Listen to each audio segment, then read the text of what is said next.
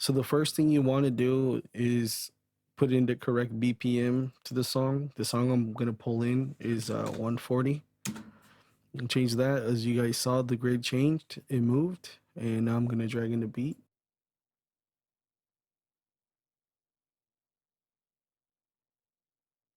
So I dragged it in.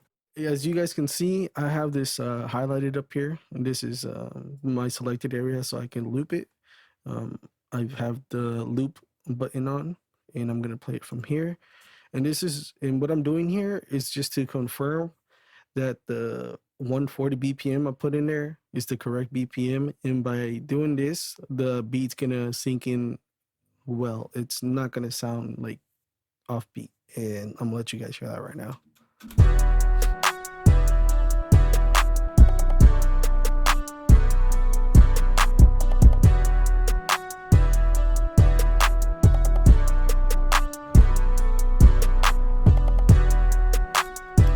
As you guys heard that, everything sounded like it was in sync. I would like to suggest that if you don't know the BPM to the beat, what you can do is use TuneBat.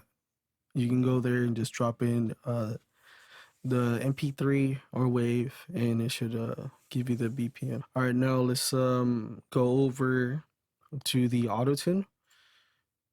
And to use the Autotune correctly, you would want to set up the key and scale to the beat. So for this beat that I've made, it's in C minor, and as you can see, it's in C and minor. Afterwards, you'd want to go into the input type and then select the correct one for you.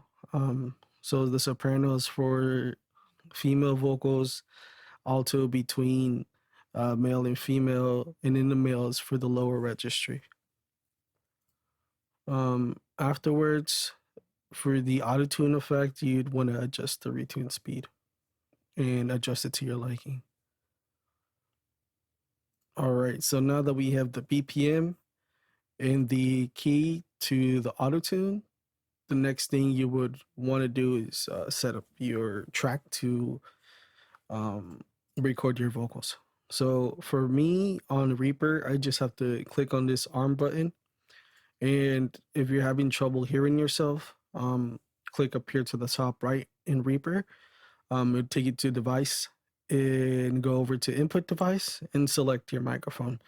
As you can see, I have a Focusrite inserted and a USB, and currently for me, I'm using a USB.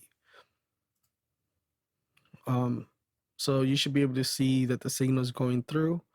If you don't want to hear yourself, it has this button right here, and you just click through, on and off. All right, so now that we've set all that up, the next part is recording. And one thing that I like to tell people is to record at about like minus 18 dB.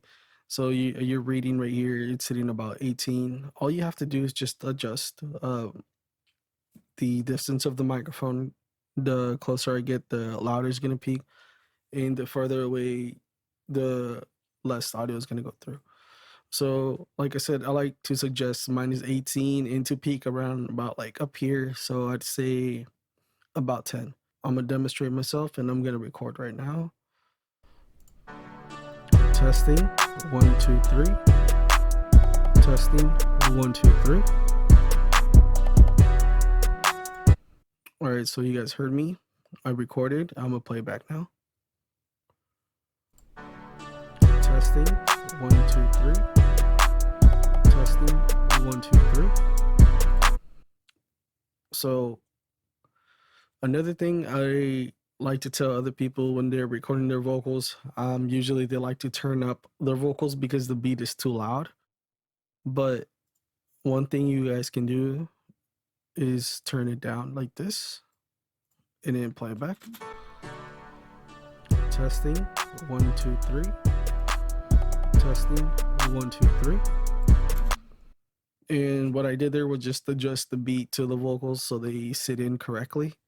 And then from there, you'd start mixing, adding your compressors and EQs and so forth. All right, so that's going to be it for this video. If you guys have any questions, you guys can always hit me up. I'm going to leave a link in the description for you guys to get your BPM and the key to the song